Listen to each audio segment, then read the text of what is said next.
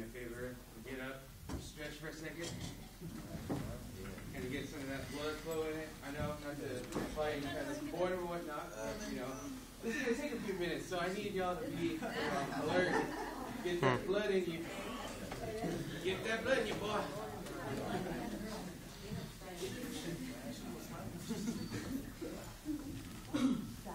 So before I get into the meat of the story, I have little stories of all three of the mentors for my time in Puente. The first story I have is about Teresa herself. I remember distinctively towards the end when it was very apparent to her that I had a talent for writing and the ability to communicate fairly well to others. Feelings, emotions, and at the end of the first class with her, she had informed me that I was going to get published by the school's chronicle that has school papers and whatnot in it, and I was like literally floored because I turned it into her just thinking it's an assignment, and it wound up getting published as a paper. And I remember giving her like the biggest hug I'd probably given any teacher in the like year and a half prior to. Luis Contreras, probably the greatest mentor I've worked with. No offense to Mr. Razi and Ms. Natal, but Luis and I had really bonded, and he so many times had cleared all the tumbleweeds and whatnot that were in my path, simply with just some really keen deduction, because he's not only a very smart man, he's very sharp and incredibly humble. And when you're that sharp and you're that humble, everything is apparent to you. And there's very little that gets by that guy. And so I remember going in there one time and talking to him about a girl I wanted to talk to. And he had informed me that perhaps it was not the best avenue to go down. And I can't exactly say or recall what he had told me, but I just remember leaving his office probably this close to peeing my pants, just leaving his office just because I was dying that hard of laughter. And there's very few instances where I wouldn't leave his office and it wouldn't be that way. Lori Natal. Lori and I have this special relationship where she has been sort of like the most concerned, the most active, and probably the person who I felt was the person I not only had to win over, but demonstrate that I wasn't somebody who could walk the walk but talk the talk. And after a while, it became very apparent to her that there was something that was in me that was going to keep my drive to education flowing, but obviously there was going to be resistance because of, everybody has a different viewpoint. Everybody's entitled to it. Me and Lori have often, seen differently on issues, but her love and dedication for keeping the students on that road to bettering themselves is something that she has clearly given her time over to. And so many times I've gone over to her and I've talked to her about math classes and mom problems and work stuff. And she has time and time again and again always had her door open when she could, because she's a very busy person. And one specific time I remember going to talk to her about my mom, and she just told me, David, just work through it. And to this day, that formula pretty much, resonates, because, at the end of it, you're left with you and your problem. All the complaining and wishing and hoping in the world won't solve anything. You got to pretty much just deal with it. And so that's my little story about them. So my story is about risks. It's about taking risks and being able to live with them and feel as though you lost nothing from whatever you've done. You've only gained. So my first risk was going back to school after my dad had passed away in 2005. I was barely 21 when he passed away, so some people would say I lost him fairly young. I would say I held on to him for a good 21 years. And I was convinced by family to come back to school. And I was doing pretty good classes-wise until I started having to take math, and my GPA just tumbled incredibly. Right about that same time, I got, much like some others, I tried to crash into the English 1A class and was informed it was going to be a one-year commitment. And I admit at first I was a little shaky about things, but I just said, well, sometimes you've got to take a risk. So I said, okay. So I stood in there with the year, stood in there with Jose, stood in there with Ingrid, along with our other fellow Cuentistas at that time, and created this incredible network where we had brown faces all around, and non-brown faces, but people who were on the same level, wanting to better themselves through this program, just like you guys are trying to right now. Through that network, we've created some of the strongest bonds I've ever seen at any school. We created a club that broke records, broke traditions. We created the traditions. We did. The Puente Club, which stemmed off of the fact that we didn't feel that it was enough time. 1 year wasn't enough for our group. So we went out and we created a club, and that club took by storm 2 years in a row. It was unheard of.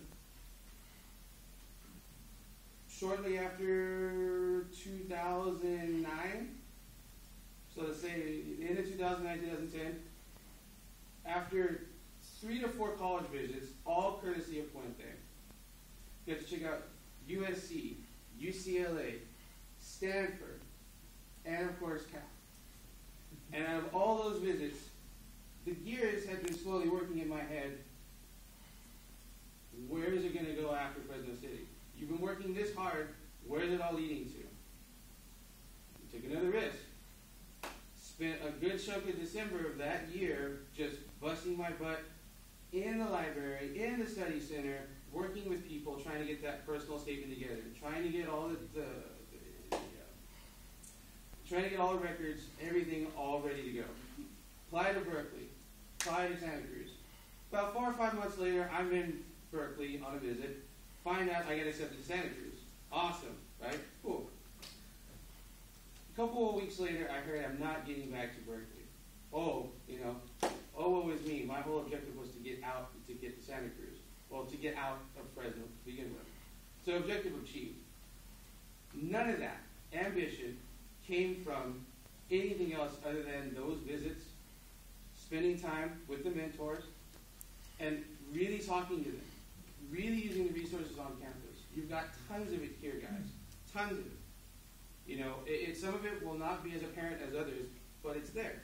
It's more than ready for you to just take it and run with it, much like we did. Get over to Santa Cruz. I had never lived outside of Fresno, and I was about 26 going over there, and I admit, just like anybody else, I felt that loneliness, or I felt sort of that I'm away from everything I know kind of thing. It's an awesome, brave new world, but ultimately there's going to be points where you're going to feel a little alien because it's a whole new area. And let me tell you something, Santa Cruz is like a polar opposite of this place. I mean, it really is. Parts of it, you'll go there, and you'll see parts of Fresno, just like I do. There's a Fresno Street in Santa Cruz. That was the closest I got to Fresno for 6 months. So, after a while, I get hooked up with a very similar program that we have here at Puente. It's called El Centro. And it's the Hispanic Resource Center, and I got hooked up with them in an internship.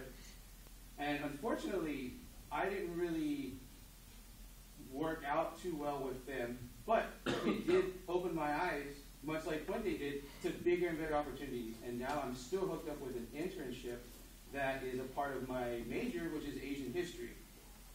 And I'm very, very thankful for Puente giving me the skills to go and approach them outright and say, hey, I want to be with you guys. I want to work with you guys. Let's do this. It's that outwardness, that being a part of a collective for a year, being acquainted with people, and not feeling afraid to make new friendships is what's really going to help you should you decide to go further than, say, like Fresno City College. If you want to go to a Fresno State, you want to go to, UC Irvine, you want to go to Northeastern, wherever you want to go. Take what you get from here and work it. I mean, really, really work it. The Puente experience for me came full spin when I was fortunate enough to host a visit, and I'm not sure, I think a few of you are in the class that came to the visit at UC Santa Cruz. And to me, that was like the hugest, that I felt a great elation from being able to give back in a huge way to the thing that gave to me. And so, it's getting a little hot, I'm sorry about that. So, it's 2013. I started in 2005 my education. And I can tell you that taking all these risks, I feel as though Point Day was the only sure thing in that it was there for me. It was going to push me upwards no matter where the dice fell. And that there was going to be people there that wouldn't go away no much I wanted them to. They would not leave my life, because there were many points here where you will feel doubt and you will feel, somebody mentioned critics. You will have your critics. My critics were my family. I have a few people in my family that don't really, they're not in tune with what I do or what I want to do. But, it's all about you. This is a personal experience that you have here. It took me 4.5 years to get out of here. Sometimes I want to climb back over the wall, back in here. Sometimes. Because, as much as I like being a banana slug, I'd much rather be a ram. Because a ram could at least do a little more damage than a thing that has no natural predators. I'd like to conclude with talking about the final risk. The final risk was, we have a tradition on the campus where if you see a banana slug, right, if you kiss the banana slug, you will get straight A's. I would like to report my last quarter at UC Santa Cruz, I got out with a 4.0 the first time in my entire life.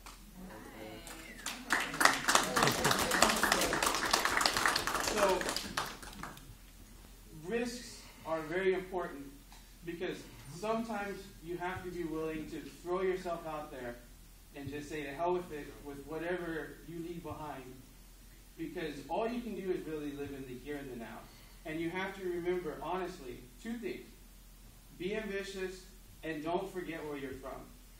Because the minute you start forgetting where you're from is the minute you pull away from the things that make you a good person and that keep you sort of on a, I don't want to say a righteous path, because that's a little, I just want to say it will keep you from, I guess, it will not lead you astray. You just stay on, whatever you're doing, keep doing it. Be yourself. And try to be happy. And if you can, try to make one or two other people happy. You can ask anybody that knows me. I try very hard to use humor as a way of being able to channel love and friendship and goodwill to others. Because in the all honesty of things, if you can't laugh at the Three Stooges, there is something definitely wrong with you.